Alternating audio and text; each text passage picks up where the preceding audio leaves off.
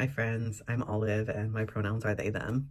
I'm an artist and I'm also half of a small business called Soft Boys Club where my partner and I make cute things like this to celebrate trans mask folks and the people who love them. I wanted to make this video for folks who are still being careful, still masking, and people who are still quarantining when it's needed because honestly, it can feel really lonely when the world has mostly moved on. This is kind of like a little check-in for me. It's a way of sharing the things I'm doing during my quarantine and how I'm getting through it. So maybe you'll see yourself in some of this, and maybe it'll just make you feel less alone if you're also still being COVID cautious and still quarantining. Either way, welcome.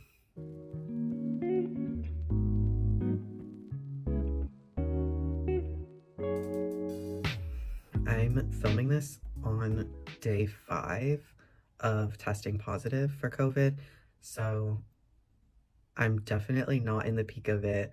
This is the first day that I feel like I've felt really well enough to like do something like this, but the first few days were pretty rough. I wasn't doing anything at all. I was just kind of in bed, and my partner's been helping me by like getting me food and the things that I needed. I've been taking Paxlovid, but I have been able to enjoy some minimal things while I've been in quarantine. So let's get into that. The first thing I did when I was feeling well enough was I made a giant list of all the things that I could think of to do in my quarantine. I was expecting to be quarantining for 10 days, so I tried to include everything I could think of. So I wrote it all down in my planner and I split everything up into different sections. I thought of logistical things that I could accomplish, like scheduling doctor's appointments and like things I've been putting off for a while. I made a creative slash fun list of like projects I can work on or things that I've been wanting to do for a while creatively that I just haven't gotten to or haven't had the time to do. My work list was definitely the longest, so that was a little hard to look at. I think having it all written out helped me feel like I wasn't as trapped, even though like I'm not going anywhere. I felt like I had things to do, and a lot of it is stuff that I would have been doing anyway if I wasn't quarantining. It was helpful to just like know that there were options.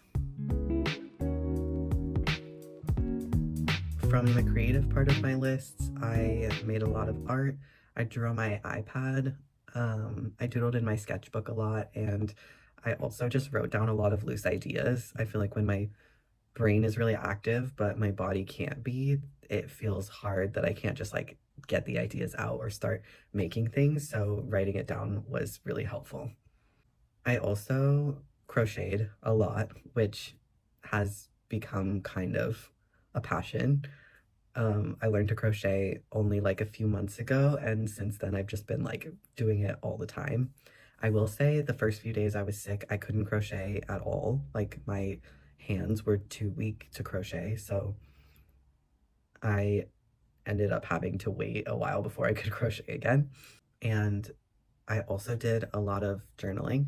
I feel like when I get sick, I always feel really reflective, like maybe because it forces me to slow down and then I'm like able to think about all the things that are going on in my life at that time and process a little bit more. So I found myself doing a lot of writing. Another thing I did was watch TV, like a lot of TV. I binge watched a lot of shows, like 3 seasons of a show, all while I was quarantining because there were days where I couldn't get out of bed, so I was in between sleeping and watching TV. I also took quarantining as an opportunity to watch some like older movies that I hadn't seen in a while. I watched Angus Thongs and Perfect Snogging. I don't know if anybody else will remember this movie. And I also watched a lot of Ghibli. I also tried to stay really connected to my friends because even though I was isolated physically, I didn't want to feel disconnected from my community. So I texted my friends a lot when I had the energy, and I also called people. I even FaceTime my partner Charlie, and sometimes we do activities or sometimes we just talk, even though they're like just in the other room. But we spend a lot of time together, so it felt really weird to not be able to see my person. Honestly, that little window of like being present with someone else made a huge difference. Another thing I did was I played on my Switch a lot. My two favorite games are Animal Crossing and Hello Kitty Island Adventure. But I also tried out this new platforming game called Hoa or HOA. I don't really know how to say it, but I really enjoyed it, and the art was just like really beautiful, which made the gameplay experience so much better.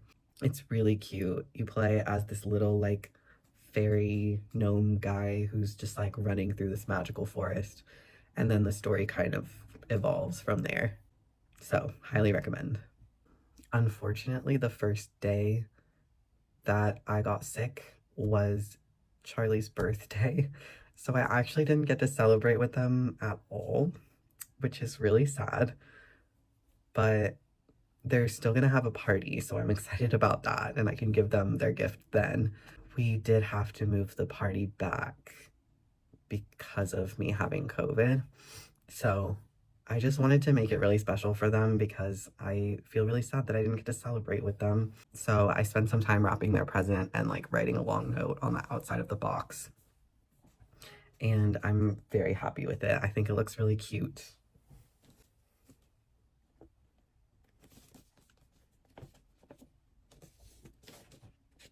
I also feel like this is one of the best gifts that I've ever given them, so I really hope they like it. I'm very excited to give it to them. I've also been sending out snail mail, which just always brings me a lot of joy. Once I started feeling well enough, I was also able to get back into working. I feel really lucky that I run a small business because it means that I can work from my room, and my work really grounds me. So I feel like when I'm sick or when I'm out of it, I definitely feel that itch to get back into it and continue with the projects that I've been working on. Also just gives me hope because I feel like I'm working on projects that I know will bring my community joy and hopefully help build a sense of belonging for people, which I feel like is really needed right now. So yeah, I'm really grateful that I was able to get back into work, at least the portions that I could do online and from my room.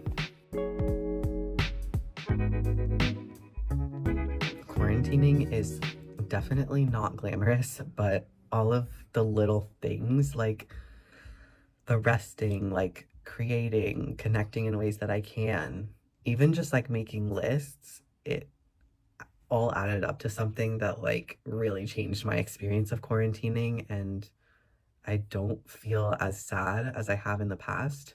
I feel like if there's anything I could take away from this, it's that I can turn solitude into something meaningful. And I hope this video helps you do the same if you're still being COVID cautious and if you do have to quarantine because cases are rising right now, especially in California, which is where I am. So that's everything I've done in quarantine so far.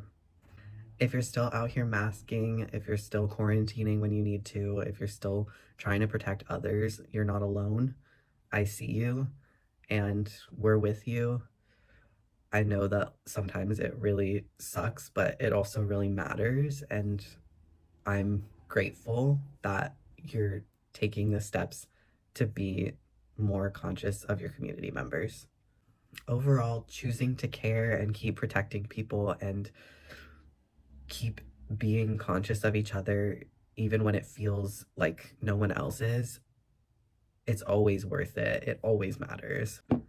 Other people might not see that, but that's okay. We're in it together.